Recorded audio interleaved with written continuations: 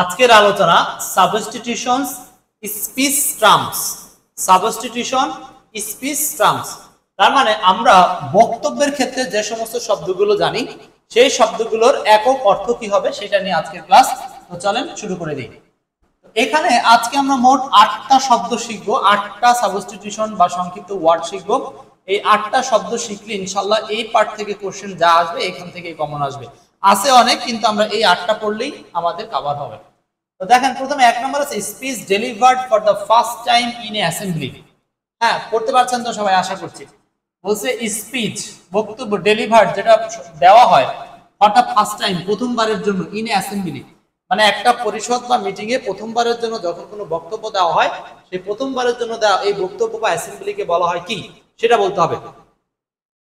তো প্রথমবারের মতো, সোজা কথায় জীবনে প্রথমবারের মতো যদি কোথাও কোনো বক্তব্য দেওয়া হয় সেটার নাম আসলে মেড ইন স্পিচ, মানে হলো এইটা হলো 1 নম্বর, অর্থাৎ প্রথম বক্তৃতা। মেড ইন স্পিচ মানে প্রথম বক্তৃতা। আপনারা এইভাবে এখান থেকে খুঁজে খুঁজে চেষ্টা করবেন, কারণ এই কয়টাই অপশন থাকবে এবং এখান থেকেই প্রশ্ন কমন করবে। নেক্সট 2 নাম্বার বলছে এই speech full of too many words, এমন একটা বক্তব্য যেখানে টু মেনি ওয়ার্ডস মানে কি টু মেনি ওয়ার্ডস, অনেক শব্দ থাকে বা অনেক কথা থাকে, অর্থাৎ এমন একটা বক্তব্য যেখানে বক্তব্যের পরিমাণ বা বেশি বা শব্দ ভান্ডার শব্দ আড়ম্বরপূর্ণতা বেশি। সো এই ধরনের বক্তব্যকে কি বলা হয়? এই ধরনের বক্তব্যকে কি বলা হয়? এই ধরনের বক্তব্যকে বলা হয় হচ্ছে এই যে ভার্বাস স্পিচ। এই ধরনের বক্তব্যকে বলা হয় ভার্বাস স্পিচ। ভার্বাস কথাটা মানে হচ্ছে শব্দবহুল বা অনেক তথ্যবহুল যে সমস্ত বক্তব্য সেটাকে বলা হয় ভার্বাস স্পিচ। ওকে, 3 নাম্বার বলেন। 1 নাম্বার গেল, 2 নাম্বার গেল, 3 নাম্বার বলেন। A list of the topics, topics এর একটা লিস্ট বা তালিকা, টু বি ডিসকাসড যেটা আলোচনা হবে এট এ মিটিং, মিটিং এ। অর্থাৎ ধরেন আগামীকাল একটা মিটিং আছে, এই মিটিং এ আলোচনা হবে একটা টপিকের লিস্ট, কি কি বিষয়ে আলোচনা হবে এটাকে কি বলা হয়? এটা আমরা একদম কমন শব্দ সবাই জানি, সেটাকে বলা হয় এজেন্ডা। তো এখানে কোথাও কি এরকম এজেন্ডা শব্দ আছে কিনা দেখেন, আছে। তাহলে এখানে এটা হচ্ছে 3 নাম্বার, এটা হলো এজেন্ডা 3 নাম্বার। 3 নাম্বার। এরপর আসেন 4, এই স্পিচ একটা বক্তব্য মেড যেটা তৈরি করা হয় উইদাউট প্রিভিয়াস প্রিপারেশন। মনে করেন আপনার পূর্ব কোনো প্রস্তুতি নাই, আপনি হঠাৎ একটা প্রোগ্রামে গেছেন, আপনার ধারণাও নাই যে আপনাকে বক্তব্য দেওয়ার জন্য ডাকবে, হঠাৎ করে বললো আসেন আপনি কিছু বলেন এই ব্যাপারে।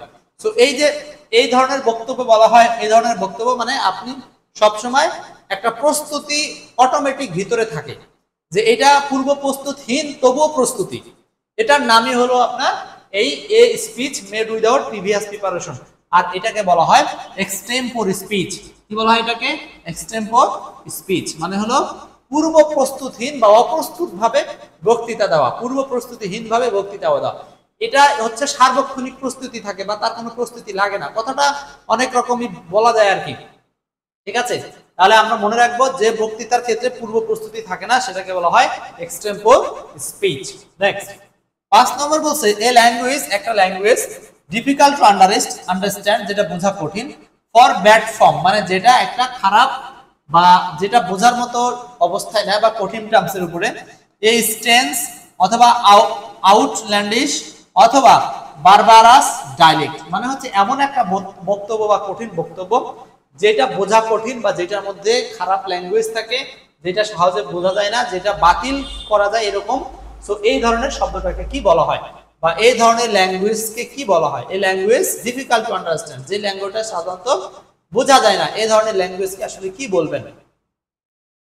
সো এই ধরনের ল্যাঙ্গুয়েজকে বলা হয় হচ্ছে আপনার এই জার্গন। জার্গন এটাকে বলা হয় জার্গন, এটাকে জার্গন, জার্গন বলে, জার্গন এটাকে বলা হয় জার্গন, এটাকে বলা হয় জার্গন। তাহলে জার্গন মানে হচ্ছে আপনি মনে রাখতে পারেন ঝামেলাপূর্ণ কঠিন একটা ল্যাঙ্গুয়েজ, যেটাকে বলা হয় জার্গন। জার্গন হচ্ছে ঝামেলাপূর্ণ কঠিন একটা ল্যাঙ্গুয়েজ, যেটাকে আমরা বলি জার্গন। জার্গন হচ্ছে ঝামেলাপূর্ণ কঠিন ল্যাঙ্গুয়েজ, যেটাকে বলা হয় জার্গন। মনে থাকবে সবার? আচ্ছা, next 6 number skill in the effective of use of speech মানে বক্তব্যের কার্যকরী ব্যবহারের যে দক্ষতা, বক্তব্যের ক্ষেত্রে কার্যকরী বা বক্তব্যের কার্যকরী ব্যবহারের যে দক্ষতা, সেটাকে আমরা কি বলতে পারি? সেটাকে আমরা কি বলতে পারি? বক্তব্যের যে একটা কার্যকর বা দক্ষতার ব্যবস্থা, সেটাকে আমরা কি বলতে পারি বলেন?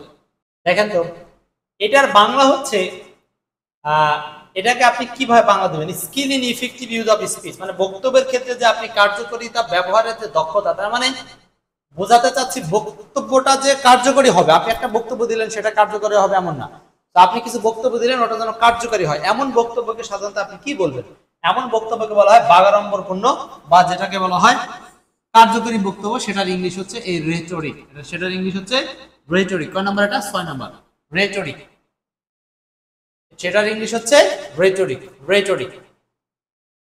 Clear? 6 number. 7, speech of actual spoken, written or quoted words, মানে হলো যে বক্তব্যে অ্যাকচুয়াল স্পোকেন মানে প্রকৃতপক্ষে যা বলা হয়েছে সেটাই বলা হয়, বা প্রকৃতপক্ষে যা লেখা হয়েছে সেটাই বলা হয়, বা প্রকৃতপক্ষে যা বলা হয়েছে তাই কোট করা হয়। তার মানে অন্যের কোনো লেখাকে বা উদ্ধৃতি দিয়ে যে বক্তব্যটা সাজানো হয় সেই বক্তব্যটার নাম কি? মানে হুবহু বা অক্ষরে অক্ষরে অন্যের বক্তব্য উপস্থাপন করা, এইটাকে কি ধরনের বক্তব্য বলা হয়? এই ধরনের বক্তব্যকে কি ধরনের বক্তব্য বলবেন? এই ধরনের বক্তব্য বলবেন হচ্ছে ভারবাটিম। এই ধরনের বক্তব্যকে বলা হবে ভারবাটিম। এই বক্তব্যকে বলা হবে ভারবাটিম। এই ধরনের বক্তব্যকে বলা হবে verbatim. Speech of actual spoken, written or quoted words, মানে হচ্ছে আপনার প্রকৃত বা অ্যাকচুয়াল যে পূর্ব নির্ধারিত বক্তব্য সেটাই আপনি আবার কপি পেস্ট করে বললেন, এই বলাটাকে বলা হবে ভারবাটিম। এই বলাটাকে বলা হবে ভারবাটিম। মানে ভারবাটিম মানে আসলে অক্ষরে অক্ষরে যে বক্তব্য সেটার নামই হলো ভারবাটিম।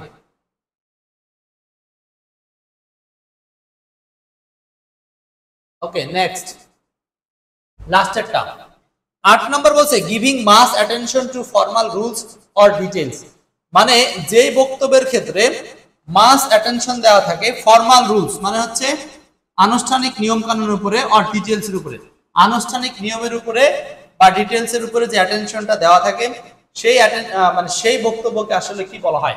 সেই বক্তব্যকে বলা হয় হচ্ছে আপনার এই পিডান্টিক। এটা কয় নম্বর পড়বে? 8। সেটাকে বলা হয় প্যাডান্টিক। সেটাকে বলা হয় প্যাডান্টিক। তো প্যাডান্টিক কথাটার বাংলা কি?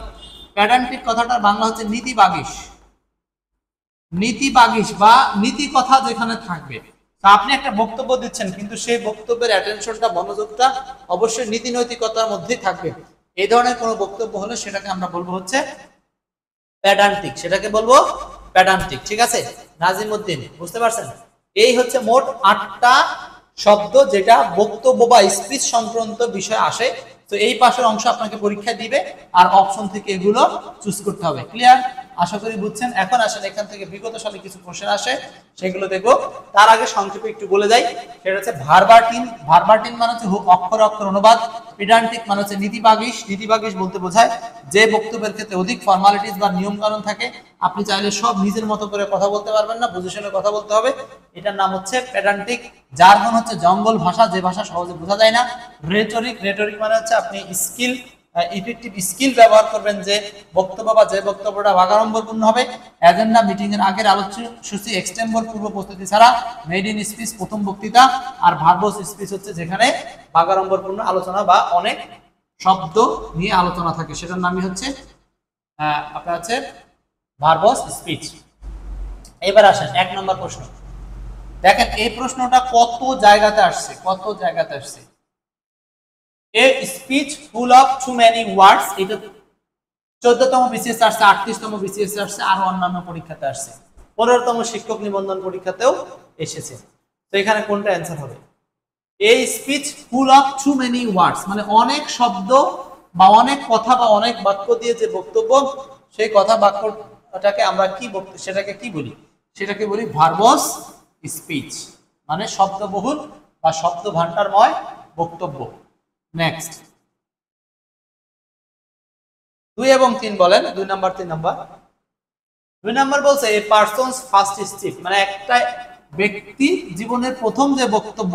আপনাদের জীবনে এমনটা ঘটে থাকবে, জীবনে কোথায় না কোথায় আপনাকে একটা বক্তব্য দিতে হবে, সেটা ফ্যামিলির 5 জনের মতো হতে পারে, কিংবা মুক্ত মঞ্চ হতে পারে, ঘরোয়া কোনো আয়োজনে হতে পারে, একটা বক্তব্য দিতে হয়। এটার নাম হলো পারসনস ফার্স্ট স্পিচ, আর ফার্স্ট স্পিচ হলো মেড ইন স্পিচ। 3 নাম্বার হচ্ছে language difficult to understand because of bad form. হ্যাঁ, মানে যে ভাষা বোঝা খুব কঠিন কারণ এটা মন্দ গঠনশৈলী অনুযায়ী, সেটার নাম হচ্ছে জার্গন ভাষা। জার্গন মানে আপনি জঙ্গল, এইভাবে কথাটাকে মনে রাখতে পারেন। 3 এর অ্যান্সার হচ্ছে বি নাম্বার, 3 এর অ্যান্সার বি। ওকে, এই তো 4 এবং 5 এই দুইটা করলে আমাদের আলোচনা শেষ। 4 নম্বর বলছে এ speech made without previous preparation, এমন একটা বক্তব্য যেটা পূর্ব প্রস্তুতি নাই। এটা দেখেন জনতা ব্যাংকে আসছে, এটিওতে আসছে, বাংলাদেশ ব্যাংকে আসছে, অনেক জায়গাতে আসছে। এই speech made without previous preparation, previous প্রস্তুতি ছাড়া যে স্পিচ, সেটার নাম কি? সেটার নাম হচ্ছে extempore speech. 5 number, list of the business of subject to be considered at a meeting. List of the business, ব্যবসার একটা list, of the subject to be considered at a meeting, মানে হচ্ছে মিটিং এর মধ্যে যে বিষয়গুলো নিয়ে আলোচনা করা হবে। লিস্ট অফ বিজনেস, এই বিজনেস মানে কাজ, হ্যাঁ, বিজনেস মানে কাজ, হ্যাঁ। তো যে বিষয়গুলো নিয়ে আলোচনা করা হবে মিটিং এর মধ্যে, বা যে কাজগুলো নিয়ে আলোচনা করা হবে, যেটা মিটিং এ কনসিডার করা হবে, এই ধরনের পূর্ব নির্ধারিত বিষয়টাকে আসলে কি বলা হয়? শিডিউল, টাইম টেবল, প্ল্যান নাকি এজেন্ডা? উত্তর হবে হচ্ছে এজেন্ডা। এজেন্ডা। তো এজেন্ডার মধ্যেই কিন্তু সময় আর কাজ দুটোই উল্লেখ থাকে, যে কটা থেকে কটা পর্যন্ত বক্তব্য হবে, কটা থেকে কটা পর্যন্ত কে বক্তব্য দিবে, কটা থেকে কটা পর্যন্ত বক্তব্যের শুরুর টাইম, শেষ টাইম, এইগুলো সবই লেখা থাকে কোথায়? এই এজেন্ডাতে, মিটিং এর এজেন্ডাতে। বুঝাতে পারছি বিষয়টা? মিটিং এর এজেন্ডাতে এগুলো লেখা থাকে। তো 5 এর অ্যানসারটা হচ্ছে সি নাম্বার। শিডিউল একদিন, শিডিউল হচ্ছে ধরেন আপনি আজকে সকাল 10টার সময় কাজে আসবেন, আবার 4টার সময় চলে যাবেন। এই যে 10টা 4টা আসা যাওয়া, এটা একটা স্থায়ী নিয়ম করে রাখা, এটার নাম হলো শিডিউল টাইম, এটার নাম শিডিউল টাইম। কিন্তু এজেন্ডা হচ্ছে একটা মিটিং এর এক সময়ে, অর্থাৎ আধা ঘন্টার মিটিং এর মধ্যে ওই আধা ঘন্টা কখন কি করা হবে, সেটার নাম হলো এজেন্ডা। হ্যাঁ, এটা প্রতিদিন তো আর মিটিং ঘটে না, মিটিং তো বছরে একবার, মাসে একবার, এরকম অনিয়মিত কোনো কাজের ক্ষেত্রে। আর নিয়মিত কাজের ক্ষেত্রে চাকরি, সেখানে 10টায় যাবেন, 9টায় যাবেন, 5টায় আসবেন, এটার নাম হলো শিডিউল। ক্লিয়ার?